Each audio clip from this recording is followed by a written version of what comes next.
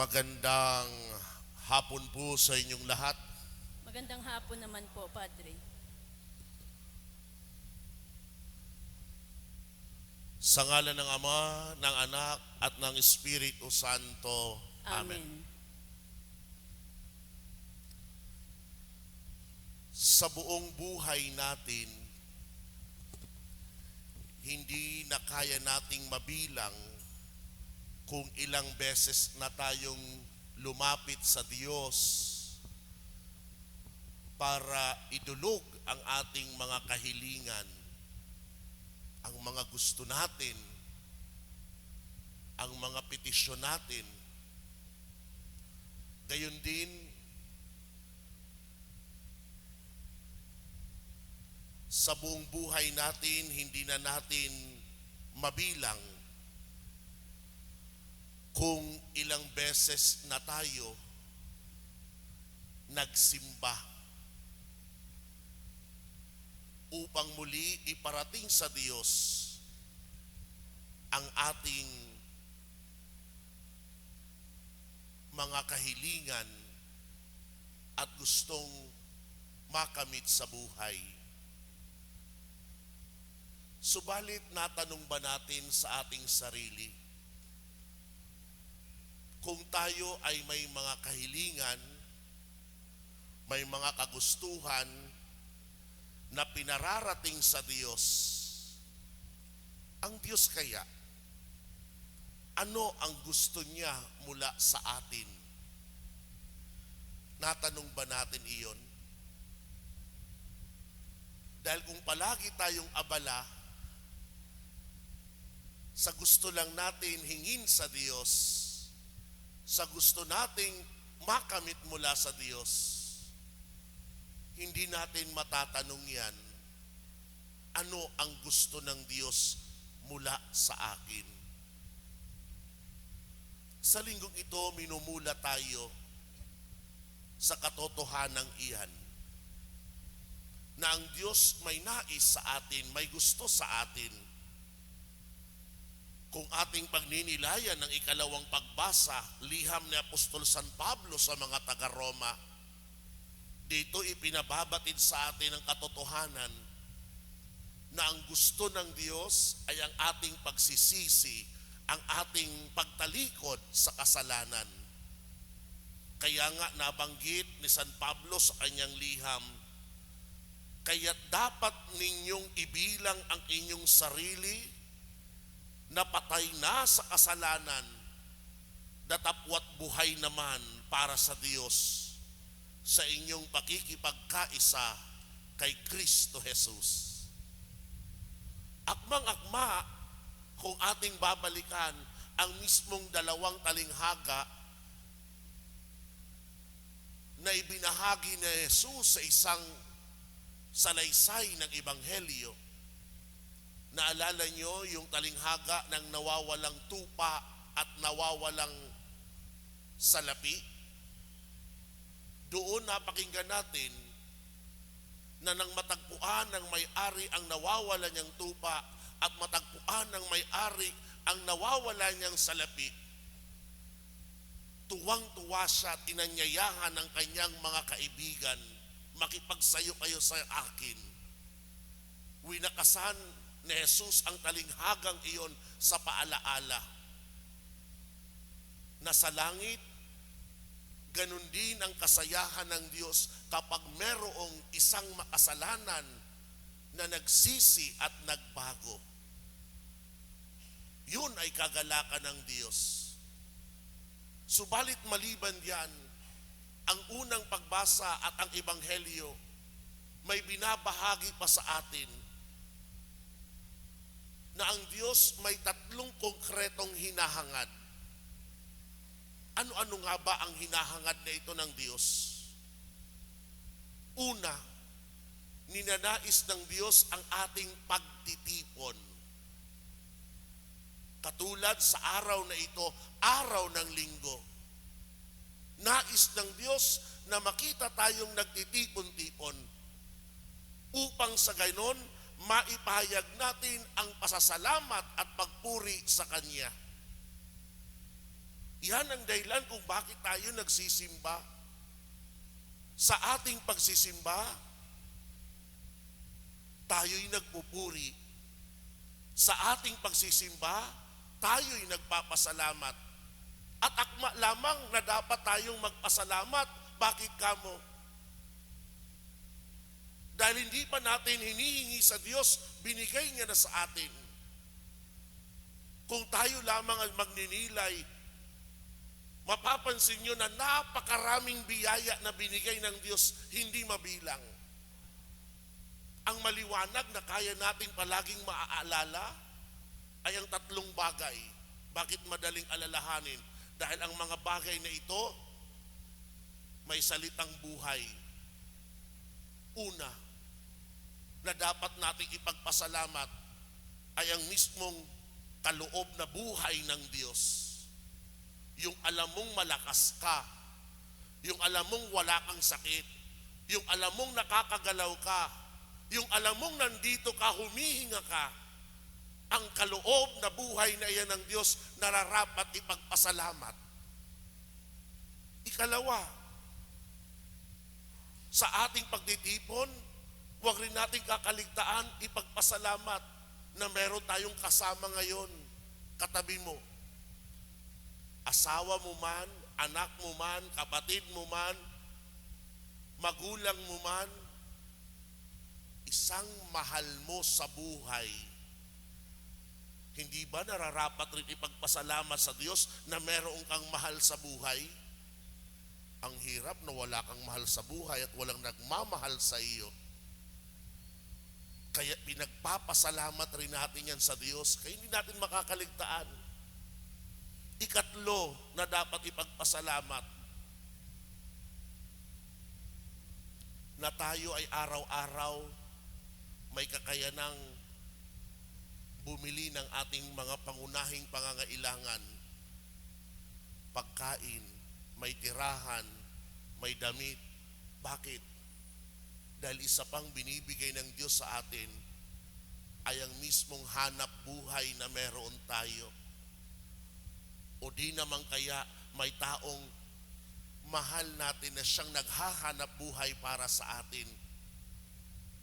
Hindi ba dapat ipagpasalamat rin yun sa Diyos? Kaya sa samot-samong biyaya ng Diyos, ang tatlo na wag natin palaging kalimutang ipagpasalamat sa ating pagtitipon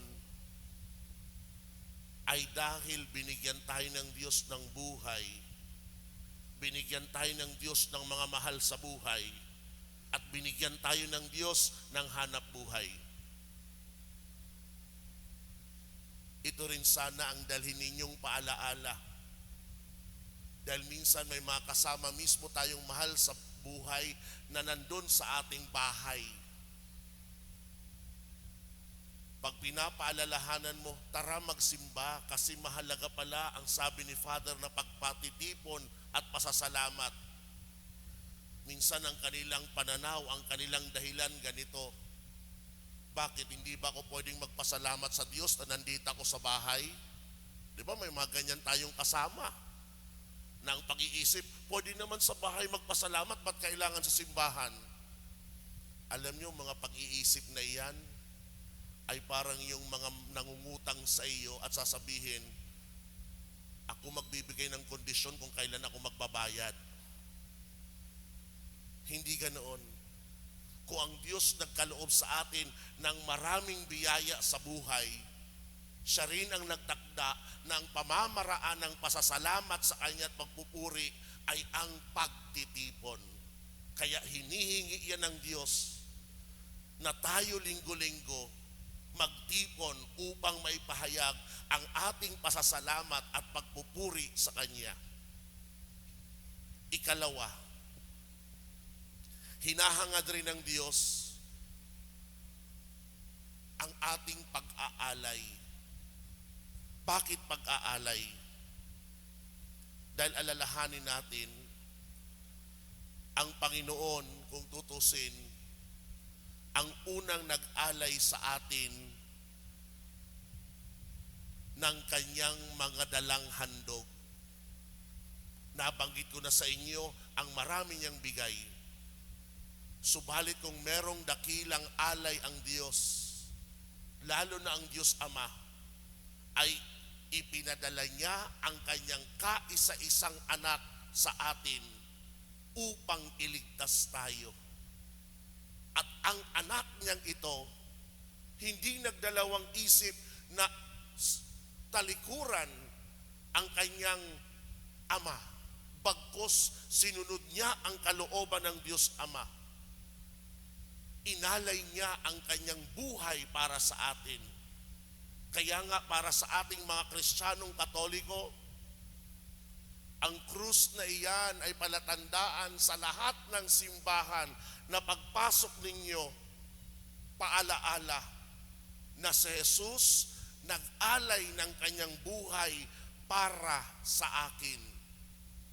Kung ang Diyos pala kayang mag-alay ng kanyang buhay para sa atin, tayo, anong kaya nating ialay sa Diyos? Sa tema ng tinatawag na pagiging mabuting katiwala, a good steward, may tatlo tayong maaaring ialay sa Diyos. Ano iyon? Una na dapat nating ialay sa Diyos ay ang mismong kaloob niyang talento sa atin. Di niyo po ba napapansin? Marami sa ating mga Pilipino, pinagkalooban ng biyaya ng Diyos na may magandang tinig, kayang kumanta, pero minsan nakakalungkot dahil ang kanyang magandang tinig ginagamit lang kapag may mga handaan. Nag-aagawan sa microphone kapag may videoke.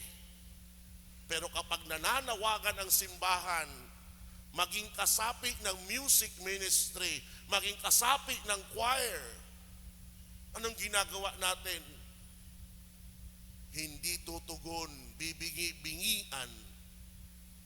Kaya nga minsan mapapaisip ka, ang bait ng Diyos. Dahil hindi binabawi niya ang kanyang bigay na talento sa iyo. Na kung tutuusin, kaya niyang bawiin iyan dahil siya mismong nagbigay sa iyo. Kaya huwag nating aantayin baka magkatotoo na isang araw ang mismong talentong iyan na meron kang magandang tinig ay hindi mo na mapapakinggan pa dahil hindi ka marunong ialay iyan, ibalik sa Diyos ang ipinagkaloob niya sa iyo sa pamagitan ng paglilingkod. Ikalawa na maaari nating ialay, may talento nga tayo, pero maraming beses ang dahilan kung bakit hindi kayang ialay ang talentong iyan, dahil ang ating dahilan palagi ay wala akong panahon. I do not have time. Bakit? Ganun na ba tayo ka-busy? Talo pa natin ang presidente ng Pilipinas? Na wala tayong time na maiaalay sa Diyos para maglingkod sa Kanya? Actually, it is a question of time management. Bakit kamo? Kung atin lamang aasikasuhin ang ating panahon, ang ating oras, doon matutuklasan natin na maraming panahon at oras ang ating ginagawa na nasasayang lamang. Suriin nyo. Ewan ko kung nagawa nyo na ito na pagsusuri. Maglagay ka ng bilang na 24. I-minus mo ngayon. Ilang oras ang tulog mo. Sabihin mo 8. I-minus mo, ilang oras ang nakukuha mo kapag ikaw kumakain, kapag ikaw naghahanda ng sarili, kapag ikaw nagtatrabaho. Sasabihin ko sa inyo, may lalabas na oras dyan na masasabi ka, bakit may natitira pang 4 na oras sa isang araw? Bakit may natitira pang 2 oras sa isang araw? Saan naubos ito? Dahil ang katotohanan, kung wala tayong tinatawag na time management, most of our time every day are spent saan? sa kapanonood ng video sa social media. Mag-Facebook man iyan, mag-YouTube man iyan, doon natin sinasayang. Kaya wala tayong naialay na oras sa Diyos dahil tinitipid natin para sa sarili. Ikatlo na maaari nating ialay ay ang mismong yaman na meron tayo. Pero kahit na pinag-uusapan natin ang yaman, marami sa atin tinitipid ang Panginoon. Yun ang pinakamadali na pwede natin gawin. Ang magbahagi ng ating yaman. Dito papasok, mapapansin nyo, na panahon pa ng ating dating kura, pinakilala niya sa atin ang tinatawag na balik-handog. Bakit balik-handog? Dahil una sa lahat, ang Diyos ang naghandog, ang Diyos nag-alay, ang Diyos nagbigay ng maraming tinatamasa natin sa buhay. Ang tanong, mula sa kinikita mo ngayon, sa hanap buhay mo ngayon, anong kaya mong ibalik sa Diyos? Di po ba nakakalungkot minsan na kaya mong gumastos bawat 3 araw ng 20 dahil wala kang data? Pero kahit ng 20 na yon, iaalay mo, tinitipid mo pang Diyos. Naalala ko tuloy ang kwento ng unang obispo ng Pasig, si Bishop Francisco San Diego. Sabi niya, alam niyo ba kung bakit malungkot ang isang bagong bayani at ang dating bayani masaya? Sabi ko, sino kayang dating bayani at bagong bayani? Yun pala tinutukoy niya. Ang dating bayani o lumang bayani na si Jose Rizal, masaya yan. Pero may bagong bayani na ang pangalan ay si Ninoy Aquino, malungkot. Naintindihan nyo ba? Hindi ko maintindihan noon. Yun pala, pag tiningnan mong picture ni Ninoy sa 500, nakaganoon. Bakit? Kasi ang katunayan, bihira pumasok si Ninoy sa simbahan. Tingnan nyo mamaya, kahit meron kang Ninoy, pagkuha mo sa balik-handog, hindi mo ibibigay yan. Masakit, magpakawala. Pero si Rizal, palagi sa simbahan. Mamaya, pag ganun, hindi mo natitingnan. Ito na, pinakamaliit. Yan ang ihuhulog ko mamaya. Kasi Rizal palagi dito. Pero si Ninoy, hindi makikita. Iyon ang magandang kwento ng dating obispo. Dahil yun naman totoo. Pagdating sa Diyos, tinitipid natin. Pero ang Diyos, kailanman hindi ka tinipid.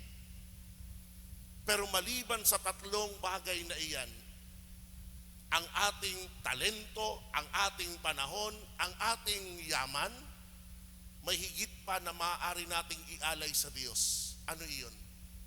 Ang ating sarili. Maring sasabihin nyo, Father, matanda na ako, paano ko ibibigay ang iyong sarili? Ang aking sarili. Marahil may edad ka na, pero hindi ibig sabihin wala kang may alay sa Diyos. Dahil nakikita ko dito, maraming kabataan. Ang anak mo, kaya mo bang ialay sa Diyos? Mga batang naririto, kaya nyo bang ibigay ang inyong sarili sa Diyos?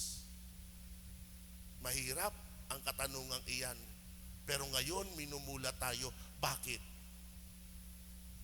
Dahil kung meron man tayong magandang ialay sa Diyos ang ating sarili.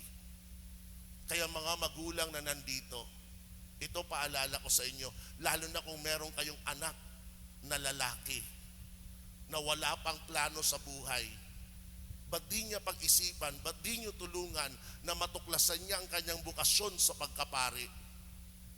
Alam ko may mga nais tayo sa ating mga anak.